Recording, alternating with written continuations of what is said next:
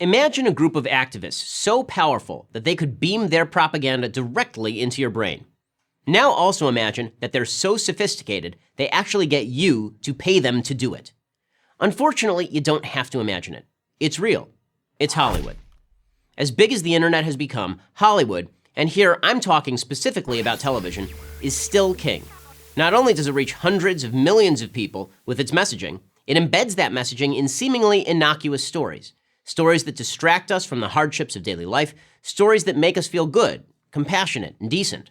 We watch TV, in other words, because we like it. And just as Americans didn't think much about the carcinogens in the cigarettes they smoked for decades, most Americans don't think much about the toxic politics in the television they watch. But those who create that content do.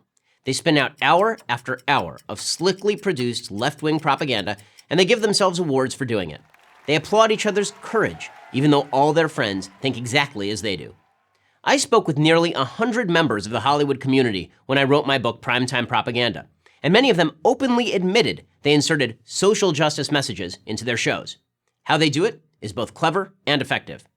Hollywood writers, producers, directors, actors create characters we keep wanting to spend time with, then have those characters act in ways most of us would judge wrong. Then, in effect, they ask us a question. Isn't it really okay that Rachel from Friends decided to have a baby without first marrying Ross? After all, you like Ross and you like Rachel. How can what they do be bad? It hasn't always been this way. For decades, Hollywood promoted traditional American values. That changed, as did so much else in the late 1960s and 70s, when Hollywood stopped celebrating American values and started transforming them. For example, in the early 1970s, abortion was a hotly contested issue. A year before the Roe v. Wade Supreme Court case, the top-rated TV sitcom Maude featured a storyline in which the title character of the show has an abortion. The LA Times described it as a watershed moment in TV history. Why? Well, because it removed the stigma of abortion. Millions of Americans, sitting in their living rooms, saw a beloved character do something they did not approve of, and they felt sympathy. Something similar happened in the early 2000s. Vice President Joe Biden was right when he said that Will and Grace had a major impact on how Americans think about same-sex marriage. Before the hit NBC show, though most Americans had a live-and-let-live attitude toward private sexual behavior, few supported the idea of men marrying men or women marrying women.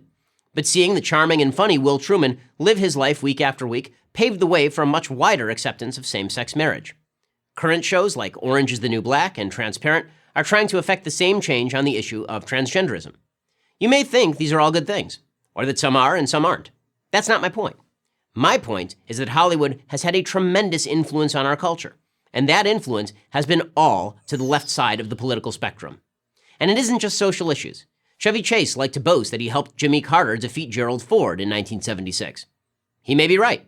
Week after week on Saturday Night Live, Chase portrayed Ford, probably the most athletic president in American history, as a bumbling, uncoordinated idiot.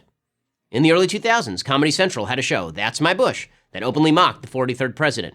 And of course, Hollywood despises Donald Trump.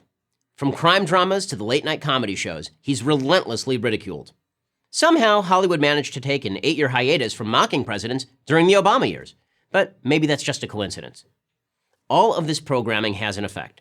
Scientific studies suggest that watching TV acts like a habit-forming drug.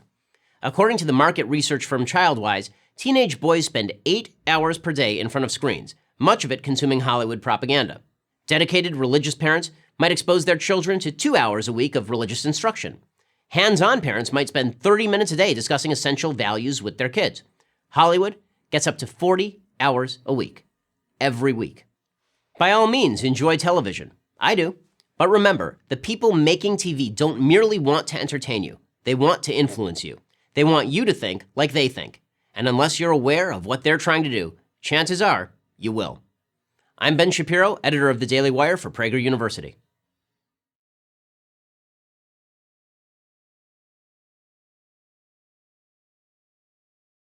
Thank you for watching this video. To help keep PragerU videos free, please consider making a tax-deductible donation.